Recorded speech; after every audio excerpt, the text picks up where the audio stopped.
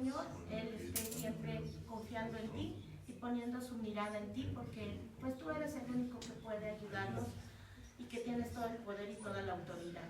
Sabemos que él es viudo, Señor, y que pues es complicada la situación con sus hijos, pero yo te pido, Señor, que seas tú obrando, que seas tú, Señor, dándole todo lo que él necesita en este tiempo, que no falte nada, y pues por todos aquellos de sus hijos que son cristianos, que te conocen, pues que reafirmen su fe en ti, que pongan su confianza en ti, y por los que no lo son, Señor, pues te pedimos que seas tú hablando a su corazón, Padre, que seas tú permitiéndoles el poder encontrarse contigo, porque pues eres la razón, Señor, de cada ser humano, que se nieguen a aceptarte. Tú eres el motivo por el que estamos aquí, y tú eres, Señor, y tendrías que ser lo más importante para cada uno de los seres humanos.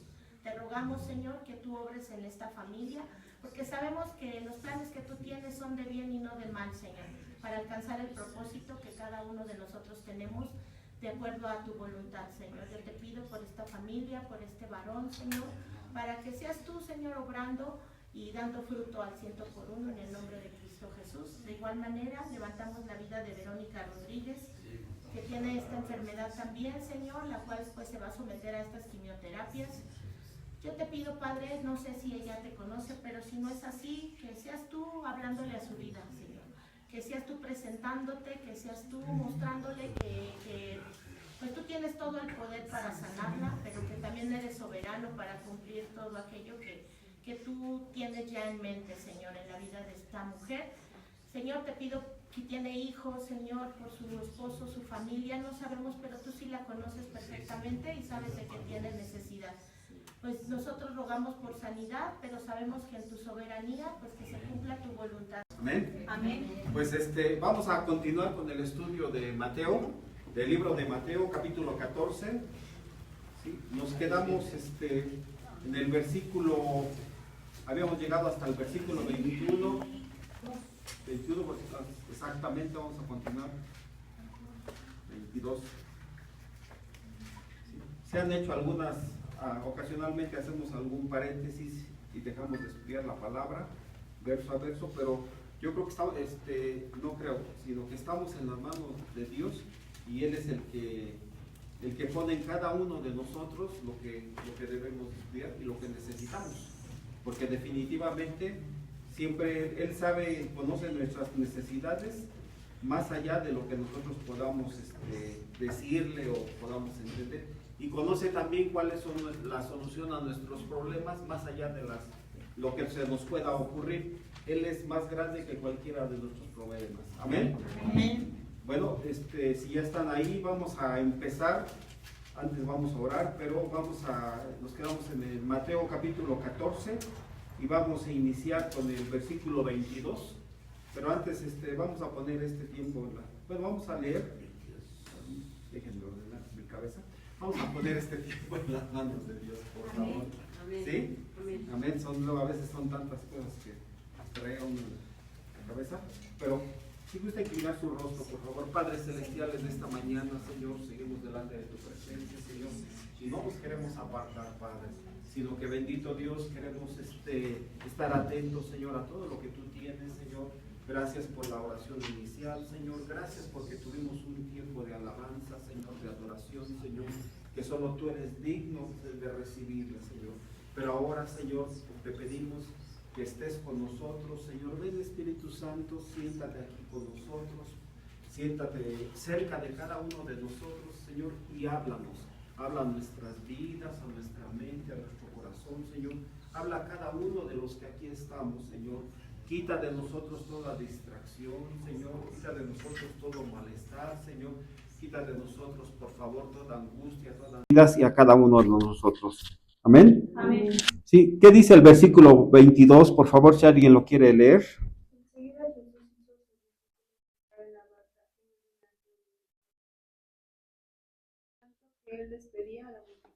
En este pasaje, recordemos que los evangelios son Marco, Mateo, Marcos, Lucas y Juan, y hablan de los mismos hechos, de los mismos acontecimientos, a lo mejor desde un punto de vista diferente. Sí, salvo el evangelio de Lucas, que obviamente Lucas lo escribió pero recopilando toda la información ¿cómo se llama? Respecto de los acontecimientos y durante los hechos de que nuestro Señor Jesucristo estuvo aquí en la tierra. Él hizo una recopilación de todos de todos los pasajes o de todo lo que había acontecido.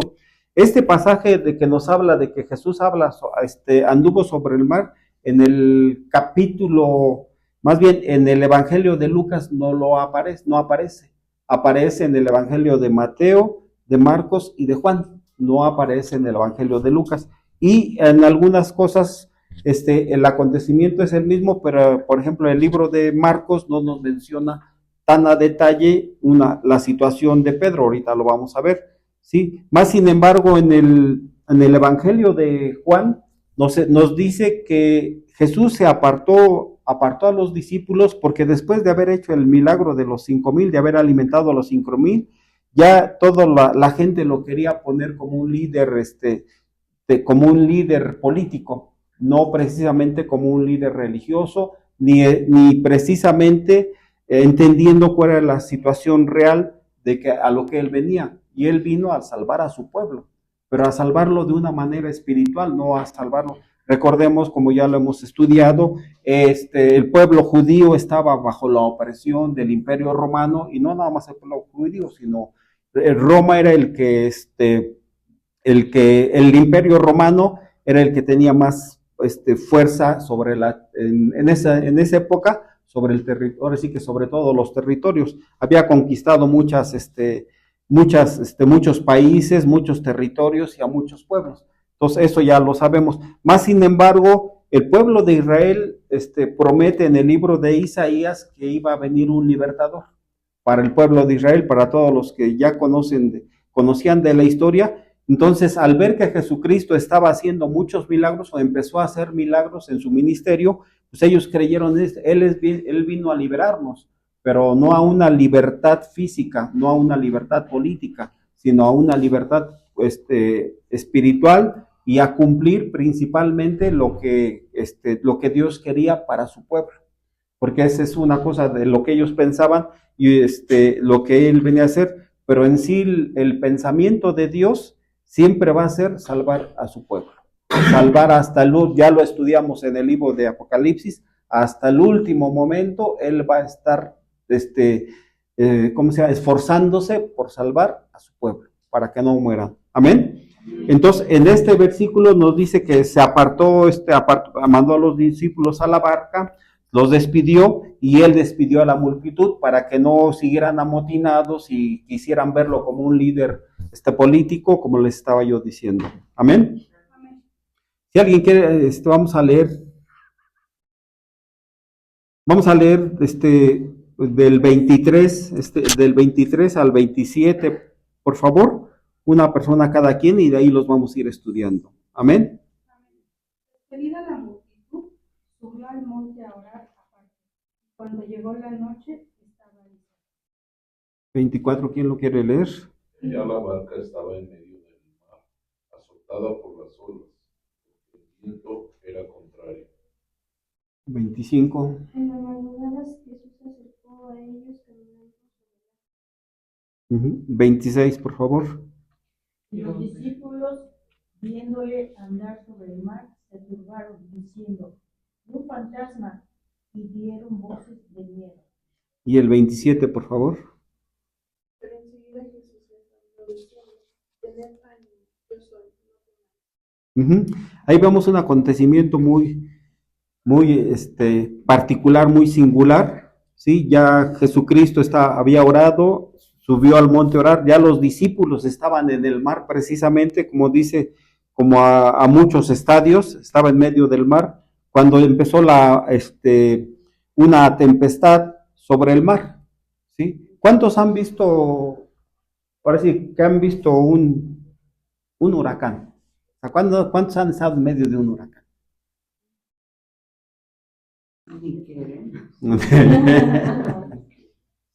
¿No? Bueno, ¿cuántos han estado cerca del mar y que se ven un aguacerazo así?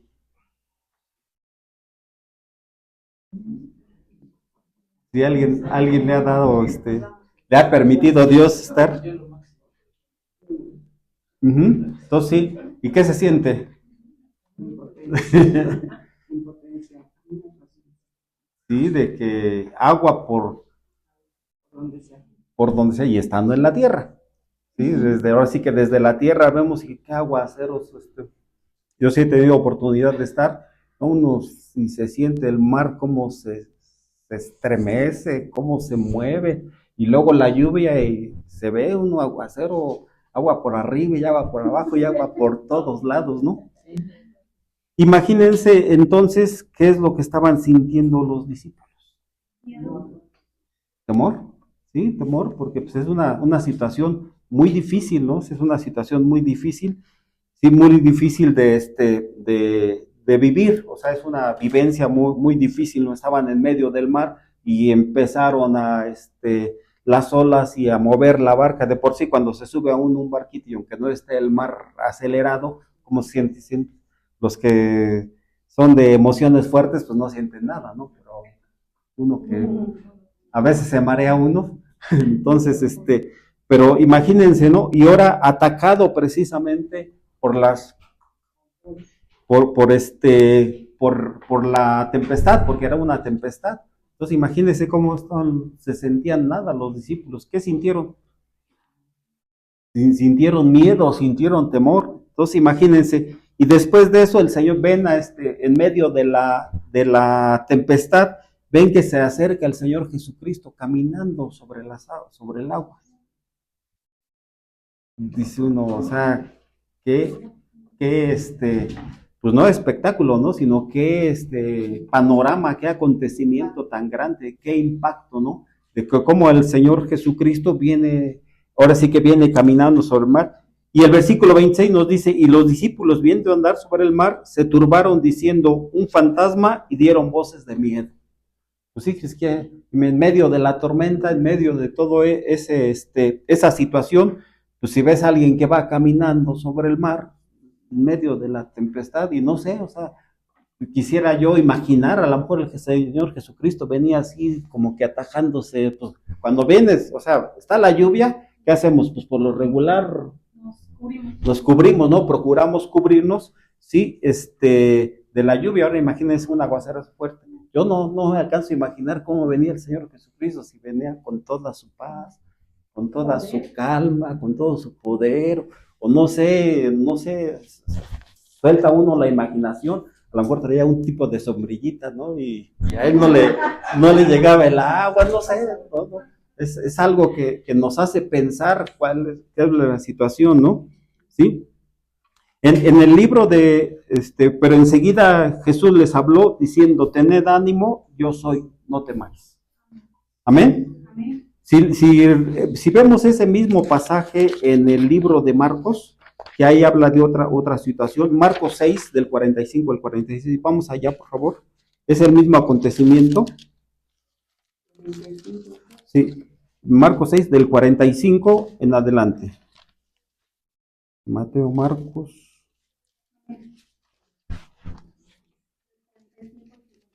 Del 45 al 52. ¿Sí? También vamos a leerlo, por favor, versículo a versículo.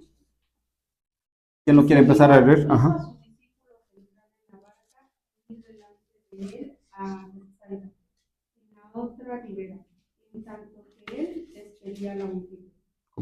Como les comento, él ya lo querían confundir con un líder, entonces estaba despidiendo a la multitud. El 46, ¿qué dice? Y después que los hubo despedidos, se fue al monte a orar. 47. Al venir la noche, la barca estaba en medio del mar, y él solo en tierra. ¿Sí? Y 48, por favor. Jesús vio que se cansaba remando, pues el viento les era contrario, y al amanecer fue hacia ellos, caminando sobre el mar, como si quisieran pasarlos de largo. Ahí nos habla, ahí hay un detalle que dice que ellos Jesucristo los vio remar con gran fatiga. Aparte de temor, estaban ya exhaustos, porque también cuando les agarra Acordémonos que en esas épocas no había motores, no había lanchas de motores, todo era con remos, ¿sí? O con velas, porque también se hacían a la mar, pero con velas, para que el mismo viento los llevara, o sí que los fuera llevando, los fuera impulsando, ese era su medio, su impulso, las velas, o los remos, cuando no había viento, pues remaban. Pero imagínense, ellos estaban, o no sé, jalando las velas, o porque tenían que bajar las velas, porque imagínense, alguien ha elevado, es más, alguien ha estado en medio de la lluvia y con paraguas y le ha agarrado el aire. ¿Sí? Entonces, ¿cómo se lo lleva? Entonces, ahora imagínense el medio del mar. Imagínense en medio del mar y le jalaban la vela por un lado y le jalaban la vela. Entonces, y lo que nos dice que ellos ya estaban exhaustos. Más sin embargo, Jesucristo, que nos quedamos en cuál, y viéndoles remar con gran fatiga, porque ellos estaban remando, porque el viento les era contrario, cerca de la cuarta vigilia de la noche, vino a ellos andando sobre el mar y quería adelantárseles. Sí, la cuarta vigilia de la noche, por lo regular, los tiempos en esa época se dividían por vigilia, la primera, la segunda y la tercera vigilia. Y por lo regular esta vigilia se refiere que es más o menos aproximadamente entre las 3 de la mañana y la hora del amanecer. Cada vigilia era de 3 horas, me parece, de 3 horas. Entonces así ellos se midían al principio de la noche, y ahora sí decimos a las 11, a las 12, a la 1 de la mañana, pero ahí como que dividían el horario cada 3 horas aproximadamente. Entonces cuando se referían en la tercera vigilia, quiere decir, cerca de la cuarta vigilia de la noche, o sea, quiere decir más o menos aproximadamente de las 4 de la mañana en adelante. No es una hora precisa. Y algunos, algunos eruditos, algunos estudiosos nos hablan o suponen que el Señor va a venir en la cuarta vigilia. Se supone, nadie sabe el día y nadie sabe la hora. ¿Sí? Lo único que sí sabemos es que el Señor va a venir. Y lo único que sabemos es que tenemos que estar preparados, porque Él vendrá como ladrón en la noche, lo que dice, puede ser a la primera, a la segunda, a la tercera o a la cuarta vigilia, no sabemos. Y yo creo que es lo que menos nos debería de estar preocupando o pretendiendo saber cuándo va a venir el Señor. No te preocupes por eso, preocúpate que cuando venga tú estés listo para irte con Él. Amén. Amén. Amén. Entonces, vamos a leer del 49 al 52, por favor. Viéndole ellos andar sobre el mar, pensaron que era un fantasma y gritaron, porque todos le veían y se turbaron. Pero enseguida habló con ellos y les dijo, tened ánimo, yo soy, no temáis. Y subió a ellos en la barca y se calmó el viento. Y ellos se asombraron en gran manera y se maravillaban, porque aún no habían entendido lo de los panes, por cuanto estaban endurecidos sus corazones. Fíjense, a pesar de todo, cómo estaban, es algo que no nos dice Mateo, pero sí nos lo dice aquí narrado por Marcos, que ellos todavía seguían endurecidos en sus corazones, y seguían endurecidos quienes, los discípulos. No eran los que había sanado el Señor, o no eran otras personas terceros que no conocían al Señor Jesucristo, sino aún los discípulos, después de haber visto el milagro de la alimentación de los 5,000, ellos seguían endurecidos en sus corazones. Pero aquí algo que hay que resaltar, cómo en medio de esa adversidad, en medio de lo que él estaba atravesando, el Señor Jesucristo les dice, tened ánimo, yo soy, no temas. ¿Sí? Y cuántas veces, pues más bien, es lo que debemos de recordar. Es lo que debemos de recordar. Siempre el Señor Jesucristo, siempre, así el panorama muy feo, el panorama muy difícil, las situaciones, díjole, que no le vemos ni para dónde, no vemos ni para cuándo se vaya a acabar la lluvia, los problemas, las pruebas. ¿Sabes qué? El Señor te va a decir, tened ánimo, yo soy, no temas. Y esa es la grandeza del amor de Dios. Cómo muestra su grandeza, que aún en medio y regresando al capítulo 14, dice, tened ánimo, yo soy, no temáis. Y es una palabra que no debemos de olvidar, con todo y todo, no tenemos que estar olvidando, tened ánimo, las situaciones no son fáciles, ni Él nos dijo que iba a ser fácil, sino simple y sencillamente, ¿qué es lo que sí te dice? En medio de la situación, tened ánimo. Amén. Porque yo soy, no temáis. Regresamos, como les digo, al capítulo 14. Sí, aquí vamos, algo que no, ya terminamos de narrar este acontecimiento en el libro de Marcos, pero ahora regresamos al libro de Mateo, por favor. Comento algo. En esta versión dice, pero Jesús inmediatamente les dijo, tranquilos, soy yo, no tengas miedo. No tengan miedo, exactamente. Más específico, pues sí, porque como dice aquí, ya estaban cansados, ya estaban fatigados de tanto remar, al verlo también tuvieron miedo. Entonces nos dice, ¿sabes qué? No tengas miedo, en medio de la situación, aquí estoy. Amén. Vamos a leer ahora, sí, del 28 al 31, por favor. Entonces le respondió Pedro y dijo, Señor, si eres tú, manda que yo vaya a ti sobre las aguas.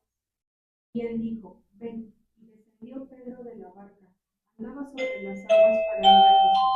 Pero al ver el fuerte viento, tuvo miedo, y comenzando a hundirse, dio voces diciendo, Señor, sálvame. Al momento Jesús extendiendo la mano hacia él, y le dijo, hombre de poca fe, ¿por qué dudaste? Hasta ahí, hombre de poca fe, ¿por qué dudaste? Vamos a ver hasta ahí. Ahora la situación, como les decía yo, en medio del mar, la tormenta, aún les dijo el Señor Jesucristo, tened ánimo, yo soy, no temas. Pero hay un hombre que, y ha sido también tremendamente, dijéramos, juzgado, criticado, no sé, al apóstol Pedro, que fue el único primero que se atrevió y le dijo, Señor, y respondió Pedro y dijo, Señor, si eres tú, manda que yo vaya a ti sobre las aguas, manda a ti que vaya sobre las aguas. Y él le dijo, ven. Y descendiendo Pedro de la barca, andaba sobre las aguas para ir a Jesús. Entonces, ¿qué le dices? Si ¿cómo se llama? Le dijo Pedro, pues Señor, si tú lo ordenas, yo voy. ¿Sí? Y empezó a caminar Pedro, pero al ver Pedro empezó a caminar, andaba sobre las aguas para ir a Jesús. También Pedro salió de la barca y pudo caminar sobre las aguas. Pero ha sido fuertemente criticado, bueno, mencionado Pedro, porque le faltó fe, como dice, hombre de poca fe, te faltó fe, ¿cómo se llama? De poca fe, ¿por qué dudaste? ¿Sí? Porque sí, al sentir que estaba hundiendo, pues sintió miedo, ¿no? Y ahora que estoy. Pero recordémonos, pues, el temperamento de Pedro. Pedro era, ahorita vamos a hablar un poquito más de él era impulsivo. Señor, dime, ahora sí que, dime que vaya y voy. La fe de él. La fe de él, ¿no? O sea, y sí caminó, dio unos pasos sobre las aguas, pero al final sintió miedo y se empezó a hundir, como que se ubicó. ¿Cuántas veces nosotros no nos portamos como Pedro? Señor, mándame a mí a las naciones y vas a ver que yo voy a compartirle la palabra y por mí van a ser salvos. Y bueno, no por mí, no vas, yo les voy a compartir y mándame a los hospitales y mándame al Cerezo y Señor, no sé, ¿no nos pasa así? O sea, pues yo creo que, Señor, y si tú me dieras dones de discernimiento de espíritus, de discernimiento, no sé, de hablar en lenguas, y vas, y nos empezamos a pedir, porque aquí le hizo a Pedro, y el Señor sí nos dice, ven, órale. Y nos contesta, ven, órale. ¿Y qué hacemos? A veces le sacamos. Nos pasa como a Pedro, ¿no? A veces lo sacamos, o decimos, ¿sabes qué? Ora por esta persona, si Dios te la puso, ora por él, y a veces nos hace falta darle esa palabra o esa oración, ¿sí? Y no lo digo como que está mal, no, seguimos viviendo en este mundo, seguimos teniendo un temperamento que Dios nos dio, seguimos fallándole a Dios, porque ese es lo que llega a pasar. Pero ¿saben qué? Es donde muestra su amor tan grande el Señor. Y lo muestra de que a pesar de que prometimos y dijimos, y ay, ya me dio frío, ¿no? Ay, ya no me dieron ganas. Como el Señor sigue creyendo en nosotros. pero no es por nosotros, es por la grandeza de su amor, la grandeza de lo que él, ¿cómo se llama? De lo que él quiere hacer y la confianza, o sea, pues es que definitivamente no se puede definir de otra manera, sino es que es la grandeza de su amor. ¿Sí? Y si hablamos de Pedro, pues vamos a hablar completamente de Pedro. Les traigo unas cuantas cositas de Pedro. Sí, una de las características, si se identifica con él, no pasa nada. Aún si yo me identifico con Pedro, pues es que tengo también esperanza de que, así como Dios le perdonó a Pedro, pues también nos va a perdonar, ya nos perdonó a nosotros. Amén. ¿Sí? ¿Quién era Pedro? Pedro era uno de los 12 apóstoles, ya sabemos. Sí, él también era pescador allí en Galilea, junto con su hermano Andrés, cuando Jesucristo los llamó. ¿Sí? Y él empezó su aprendizaje precisamente cuando el Señor Jesucristo los llamó y empezó Pedro a caminar con el Señor Jesucristo y yendo con ellos. ¿Sí? El nombre original de Pedro era Simón, pero el Señor Jesucristo le cambió el nombre. Así es que si a ti te cambia el nombre una vez el Señor, no te preocupes. Si a Pedro se lo cambió, pues... y no nada más el nombre también. Amén. Pedro se convirtió en uno de los discípulos más cercanos a Jesús.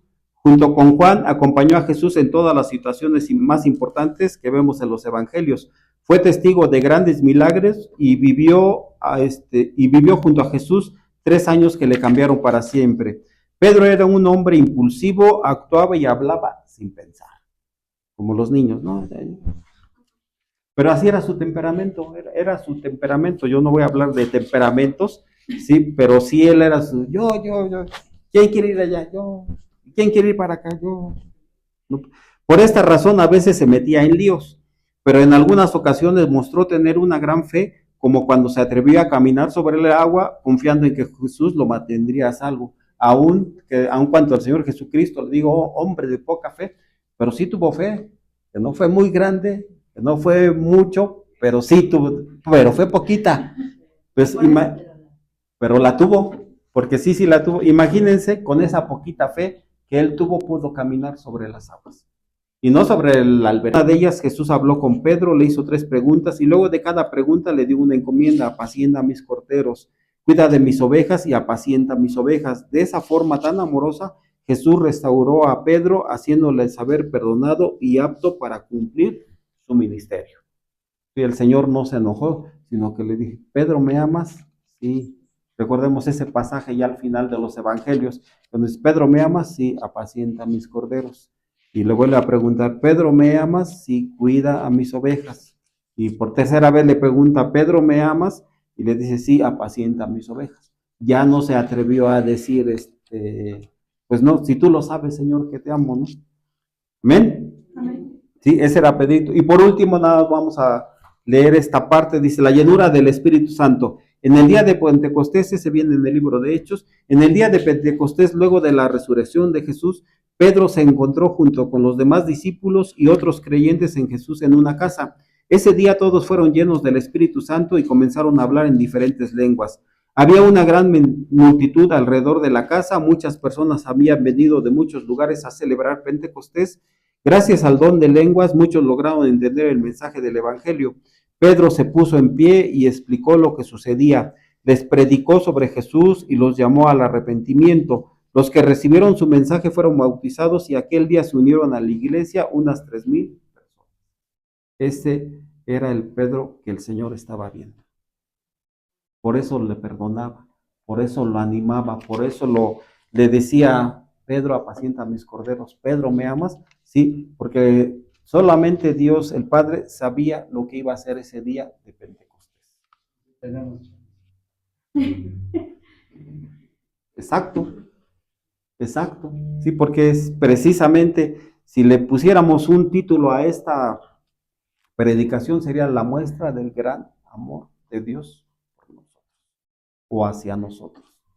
¿Sí? Si a Pedro contó 10, o sea, el Señor, el Padre ya estaba viendo la obra terminada en Pedro, y su obra terminada era esa precisamente, que ya no iba a negar a su Salvador, que ya no iba a ser tan emocionalista, pero ya iba a caminar con una fe más una fe, dijéramos, filtrada, una fe purificada, una fe ya probada, de decir que ya tuvo el valor de levantarse, tuvo el valor y el ánimo de decirles, y si leemos el libro de Hechos, ahí les explica quién era Jesucristo en esa primera predicación, primer discurso de Pedro, les dice quién fue Jesucristo, y les dice aquel que ustedes, y les dice a los judíos, aquel que ustedes crucificaron, aquel que ustedes castigaron, él es el Hijo de Dios, y en fin, no lo vamos a leer, pero sí, no lo vamos a leer, pero si usted quiere leer quién fue Pedro ya realmente, pues no resucitado, pero Pedro transformado totalmente, ya tenía un temperamento y un carácter, ya no era tan impulsivo, o a lo mejor eso de ser impulsivo le ayudó a levantarse y dar ese discurso en favor de Jesucristo. Amén.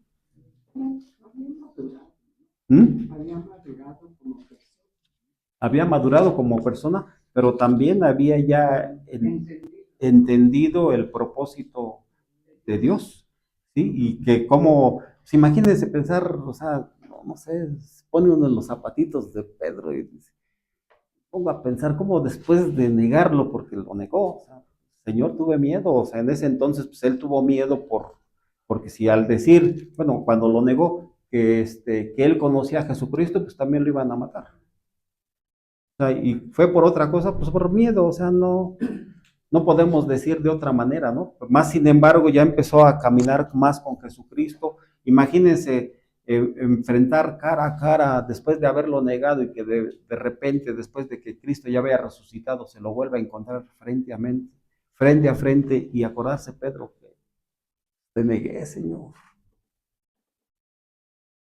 Ahora sí que, híjole, ¿no? O sea, y así nos pasa, ¿no? Oye, pues te ofendí, Señor, y híjole, y sigues aquí, y me sigues amando, y me sigues perdonando, y sigues confiando en mí, sigues creyendo en mí.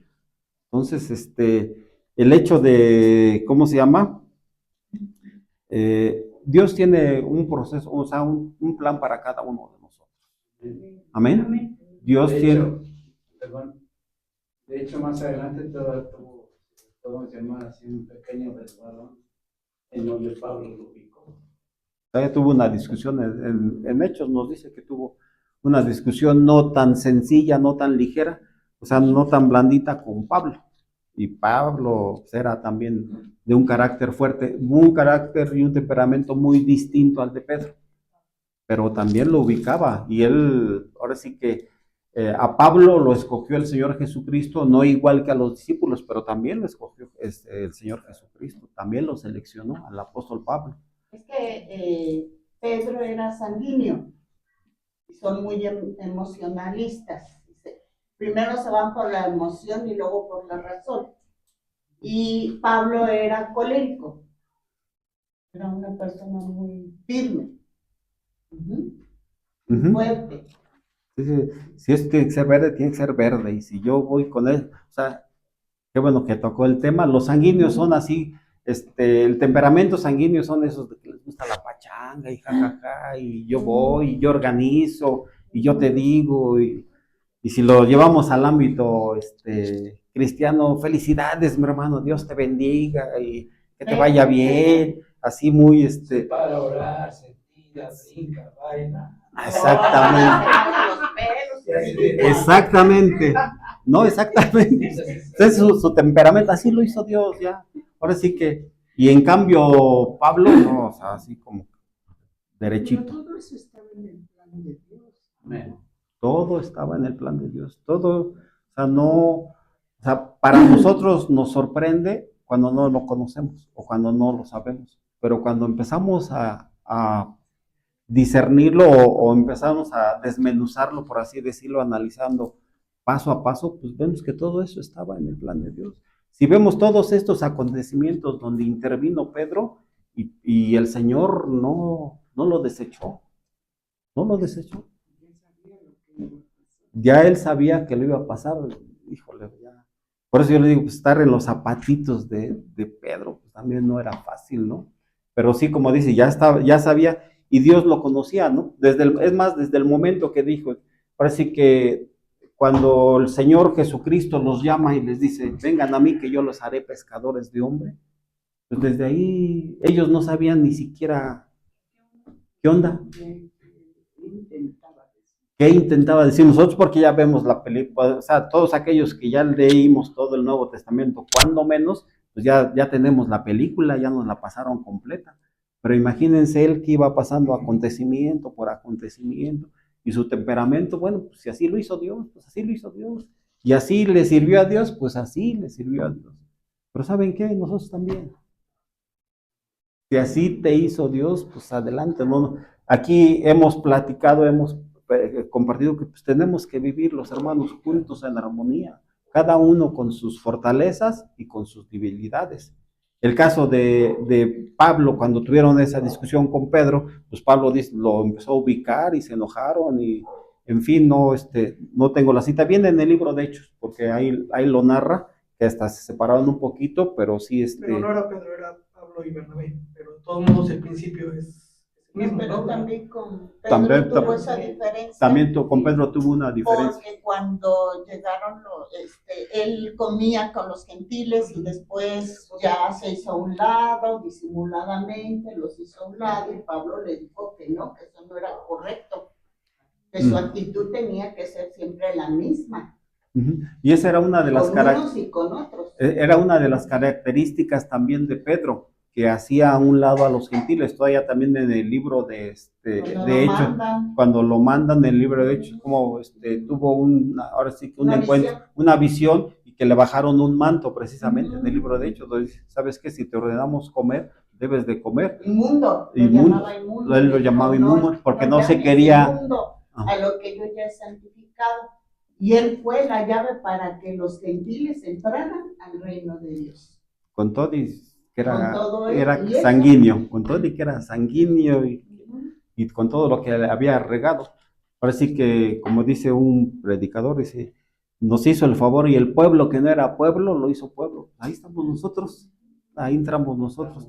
Y como sí, precisamente, el Señor le hablaba a Pedro que no tenía que hacer menos, y ya después se encuentra a Pablo, y precisamente de eso trata, de que sí tuvo una discusión no poco sencilla con Pablo, y Pablo, pues, siendo también judío, pues él iba a compartirles a los gentiles. Amén.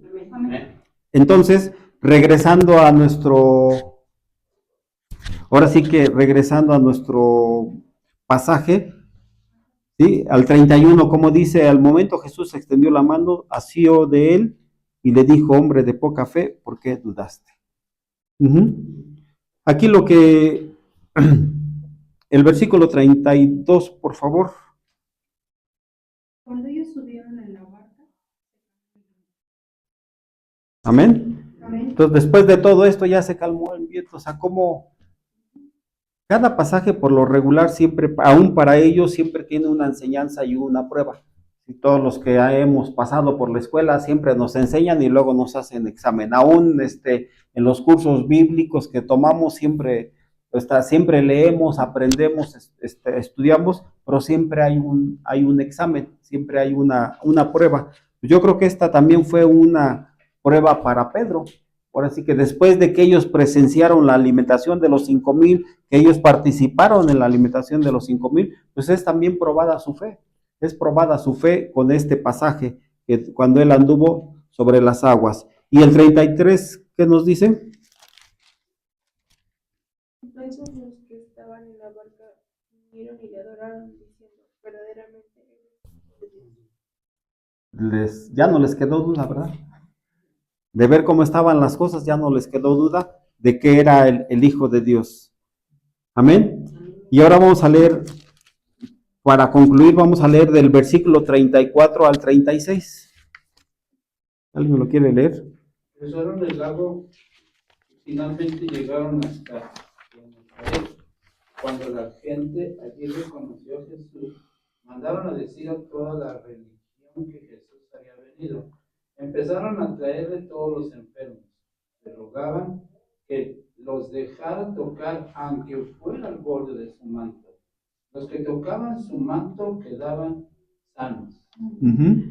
Después de estos dos milagros, nos habla también que le traían a él muchos enfermos, muchos endemoniados, y que el Señor los sanaba. ¿Sí? Si vamos a lo que dice en Marcos, igual al capítulo 6, vamos a Marcos capítulo 6, del 53 al 56, ahí adelantito. Es muy similar la redacción que dan, la narración. ¿Quién lo quiere? 53 al 56. Si ya lo tiene, dígame, por favor. Terminada la travesía, vinieron a tierra de Nazaret y arribaron a la orilla. Y saliendo ellos de la barca, enseguida la gente le conoció. Y reconociendo toda la tierra alrededor, comenzaron a traer de todas partes hechos a donde oían que estaba. Y donde quiera que entraba, en aldeas, ciudades o campos, tenían en las calles a los que estaban enfermos y le rogaban que les dejase siquiera el borde de su manto. Y todos los que le tocaban. Amén. Amén. Es muy similar la redacción, pero se hizo tan, ahora sí que tan importante y popular el Señor Jesucristo en ese entonces, que ya llegaba a una ciudad y llegaba a otra, ya le conocían, pero le conocían por los milagros que estaba haciendo y por los milagros que había hecho. Y como dice en Marcos, nos dice que ponían en las calles a los que estaban enfermos y le rogaban que dejase tocar siquiera el borde de su manto, y todos los que le tocaban quedaban sanos. Ya ni siquiera oraban, ahora sí que oraba Jesucristo por ellos, sino con el simple hecho. Por eso dice, si tan solo pudiera tocar tu manto, si tan solo los enfermos, porque comenzaron a traer de todas partes enfermos en lechos a donde oían que estaba. ¿Sí? Eran enfermos que no podían caminar, o todo tipo de enfermos, ¿sí? Y lo que ellos decían, si tan solo pudiéramos tocar el borde de tu manto. Dice, y le rogaban que les dejase tocar solamente el borde de su manto, y todos los que le tocaron quedaron sanos. ¿Cuántas veces dice Señor? Porque también como ese jefe romano que dice, Señor, tú di la palabra y mi hija será sana. Di la palabra, nada más di la palabra y será sana. ¿Sí? No necesitas ir a mi casa, solamente tú da la orden y mi siervo será salvo, también mi hija será salvo, la hija de Jairo. Amén. Y a veces cuando estamos a nosotros en medio de conflictos, en medio de situaciones difíciles, en medio de pues sí, indecisiones, oposiciones o situaciones difíciles que decidir, a uno siendo enfermedades, como decimos, pues sí nos da miedo, ¿sí?